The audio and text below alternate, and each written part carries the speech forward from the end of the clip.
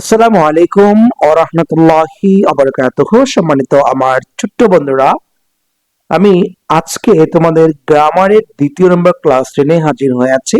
আমি বিশ্বাস করি তোমরা ক্লাসগুলো দেখে উপকৃত হবে এবং ক্লাসটি তুমি ভালো করে বুঝতে চাও তাহলে শেষ অবধি পর্যন্ত না টেনে ধীরে সুস্থে ক্লাসটি বুঝে বুঝে দেখবে। আমি এখন তো শুরু মাত্র, তাহলে ধাপে ধাপে আমরা একেবারে ইংরেজি শুরু থেকে শেষ করব। তোমাদেরকে বলেছিলাম জিরো থেকে হিরো বানাবো ইনশাআল্লাহ। তো আজকে ক্লাসে আমরা আলোচনা করব দ্বিতীয় ইউনিট। ঠিক আছে, আমরা প্রথম ইউনিটটি আগে শেষ করেছি বা 1 নম্বর ক্লাসে। আজকে আমরা দ্বিতীয় নম্বর ইউনিট দেখব, সাউন্ড এবং লেটার। আমি মুখে মুখে বলি সাউন্ড মানে কি। আমরা যেমন কাউকে ভাবার্থ কোনো কিছু বলার জন্য আমরা আমাদের ফুসফুসের দ্বারা যে ভিতর থেকে যে একটা বাতাস বের হয়, ওই বাতাসের মাধ্যমে একটা সাউন্ড সিস্টেম হয়।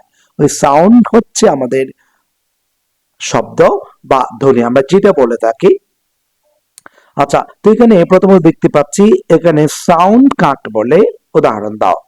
আমি এখানে উত্তর দিয়ে দিচ্ছি, কোন শব্দ উচ্চারণ করার সময় আমরা যে আওয়াজ সৃষ্টি করে থাকি, ঠিক আছে, যে আওয়াজ সৃষ্টি করি, এই আওয়াজগুলো আবার আমাদের ফুসফুস থেকে বাতাসের মাধ্যমে আমাদের মুখের গহ্বর বা পঞ্চ ইন্দ্রিয়ের মাধ্যমে এই শব্দগুলো উচ্চারিত হয়। বা আমাদের কণ্ঠনালী থেকে শুরু করে আপনার উট আছে না, উটের আগ পর্যন্ত এইখানে শব্দগুলো সৃষ্টি হয়। ঠিক আছে, মূলত এই আওয়াজটা এখান থেকে উৎপাদন, ভিতর থেকে আমাদের কখনো কোনো শব্দ বের হয় না বা কোনো বর্ণ বের হয় না, বের হয় বাতাস। এই বাতাসগুলোকে কথায় পরিণত করে মূলত আমাদের কণ্ঠনালী থেকে শুরু করে আমাদের ওঠের আগ পর্যন্ত এর ভিতরেই আমাদের কি হয়, আওয়াজে পরিণত হয়। আর যে আওয়াজ পরিণত হয় সেটাকে আমরা সাউন্ড বা ধ্বনি বলে থাকি।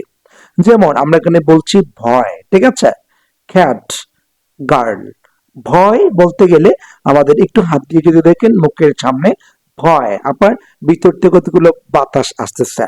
ক্যাট, গার্ল, ঠিক আছে, এই তিনটে শব্দ যখন আপনি উচ্চারণ করবেন, উচ্চারণ করার সময় আপনার মুখের সামনে হাত দিয়ে দেখবেন, দেখবেন যে আপনি ভিতর থেকে কথা বের করছেন না, আপনি বের করছেন বাতাস।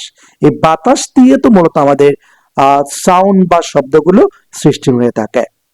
আচ্ছা, এরপর আমরা দেখে নিব পরবর্তীতে 2 নম্বর দেখতে পাচ্ছি আমরা এখানে লেটার। লেটার কি, যা আমাদের আওয়াজ যে করেছে সেটাকে লিখে প্রকাশ করলে সেটাকে তো আমরা কি বলি, লেটার বা বর্ণ বলে থাকি। ঠিক আছে, অর্থাৎ আমার যে মুখ থেকে যে সাউন্ডটা বের হয়ে আছে সেটা যখন আমি লিখে প্রকাশ করব সেটি হচ্ছে আমার লেটার। তো আমি এখানে দেখতে পাচ্ছি লেটার কাকে বলে, উদাহরণ দাও। এগুলো উত্তর আমি বলে দিয়েছি এখানে। ধ্বনির পরিবর্তে বা এক কথা এভাবে বলতে পারেন, ধ্বনির লিখিত সংক্ষিপ্ত রূপকে বর্ণ বা লেটার বলে। তার মানে এখানে এ একটি বর্ণ, বি একটা বর্ণ, এরপরে আছে সি, ডি, ই, এগুলো প্রত্যেকটি বর্ণ। কিন্তু বর্ণমালা কখন হয়, যখন এ থেকে তুমি জেড পর্যন্ত বলবা, এটাকে আমরা বর্ণমালা বলে। ঠিক তো, আমি একটা এক্সাম্পল দিতে পারি, সেটা হচ্ছে যেমন আমরা বলি যে মালা, মালা কি একটা পুঁতি দিয়ে হয়? না, কখনোই না। তাহলে সবগুলা মিলে। তা আমরা কখনো মানে একটাকে কখনো বর্ণমালা বলতে পারবো না। বর্ণমালা বলবো 26টাকে আমরা বর্ণমালা বলতে পারি, আর একটাকে বলি বর্ণ। ঠিক আছে, আর এই বর্ণ কোত্থেকে আসলো, ও যে সাউন্ড থেকে। সাউন্ডকে যখন লিখিত প্রকাশ করবে তখন আমরা সেটাকে বর্ণ বলতে পারি। এরপরে আমরা দেখে নিব 3 নম্বর অ্যালফাবেট। অ্যালফাবেট মানে কি, এটাকে অনেকে আলফাবেট বলে বা অনেকে অ্যালফাবেট বলে, দুইটাই শুদ্ধ। কারণ আমাদের ইংরেজির শুরু হচ্ছে দুই জায়গা থেকে, একটা হচ্ছে আমেরিকান আর একটা হচ্ছে যুক্তরাজ্য। ঠিক আছে, মূলত এই দুই আলোচন, কেউ অ্যালফাবেট পড়ে কেউ আলফাবেট পড়ে, সমস্যা নাই, দুইটাই শুদ্ধ। তাহলে আমরা দেখতে পাচ্ছি অ্যালফাবেট বা আলফাবেট কাকে বলে, ওখানে কত প্রকার, ও কি কি। আমরা জানি কি ইংরেজিতে এ থেকে জেড পর্যন্ত যে 26টি লেটার বা বর্ণ রয়েছে সেগুলোকে আমরা অ্যালফাবেট বলে থাকি। আর এই 26টি লেটার বা বর্ণকে আমরা একত্রে অ্যালফাবেট বা বর্ণমালা বলে থাকি। আর এই বর্ণমালাগুলোকে আমরা দুই ভাগে ভাগ করতে পারি। কি কি? একটি হচ্ছে ভাওয়েল আর একটি হচ্ছে কনসোনেন্ট। এখন আসব ভাওয়েল কাকে বলে, কনসোনেন্ট কাকে বলে, যেমন এই বিষয়গুলো আমাদের জানা দরকার। এখানে আমি নিশ্চিত দিয়েছি ভাওয়েল কাকে বলে, কয়টি ও কে কে। আচ্ছা, যে বর্ণ নিজের অর্থ নিজে, বা এখানে বলছে যে বর্ণ অন্য বর্ণের সাহায্য ছাড়া নিজে নিজে উচ্চারিত হতে পারে, অন্য কোনো বর্ণের প্রয়োজন পড়ে না, তাকে আমরা ভাওয়েল বলি। ভাওয়েল কয়টি? 5টি। সেগুলো কি কি? এই যে পাশে লিখে দিয়েছি, আ, ই, আই, ও, ইউ। তার মানে আমি বলতে যাচ্ছি ভাওয়েল কাকে বলে, যে বর্ণ নিজের অর্থ নিজে প্রকাশ করতে পারে, অন্য কোনো বর্ণের প্রয়োজন হয় না, সেটি হচ্ছে ভাওয়েল। যেমন আপনি যদি ই বা এ বলতে চান, ঠিক আছে, আপনি এটার সাথে কি আর কোনো শব্দ আসতেছে? এ, হ্যাঁ, সবগুলো এ আসতেছে।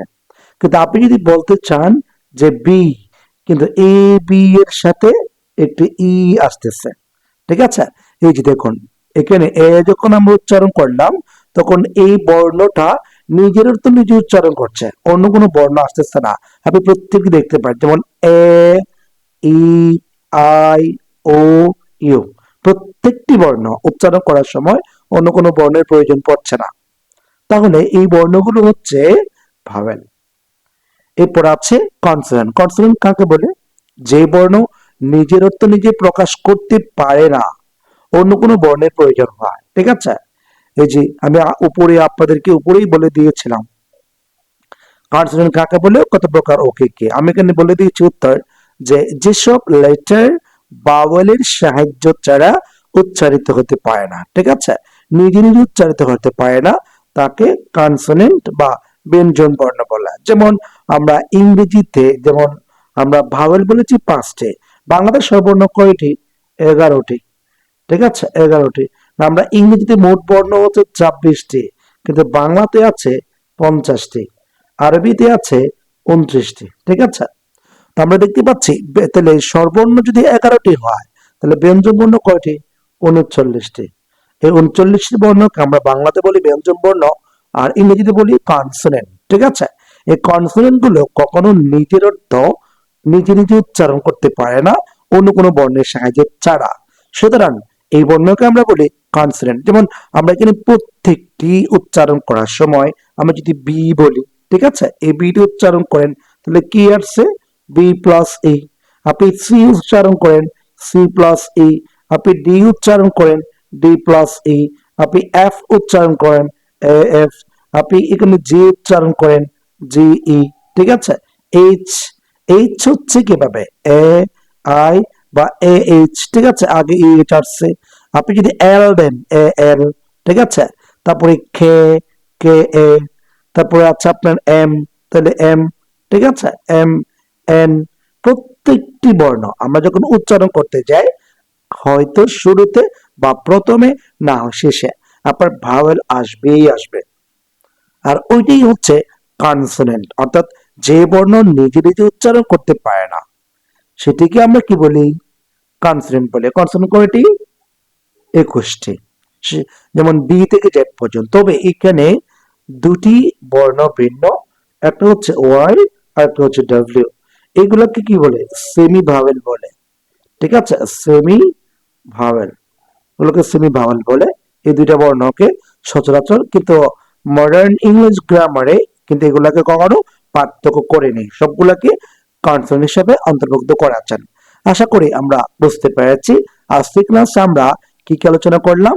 একটি হচ্ছে সাউন্ড, সাউন্ড কাকে বলে সেটা আলোচনা করলাম। এরপরে লেটার দেখলাম, অ্যালফাবেট, ভাওয়েল, কনসোনেন্ট, ঠিক আছে। আমরা এই বিষয়গুলো নিয়ে আজকে ক্লাসে আলোচনা করেছি। তোমরা যদি ক্লাসে কোথাও বুঝতে সমস্যা হয়, তাহলে অবশ্যই কমেন্টসে আমাকে জানাবা, আমি তোমাদের সেই সমাধানগুলো করার দেওয়ার চেষ্টা করব। এই বলে আজকের ক্লাস থেকে বিদায় নিচ্ছি। সবাই ভালো থাকবেন, সুস্থ থাকবেন। আসসালামু আলাইকুম ওয়া রাহমাতুল্লাহ।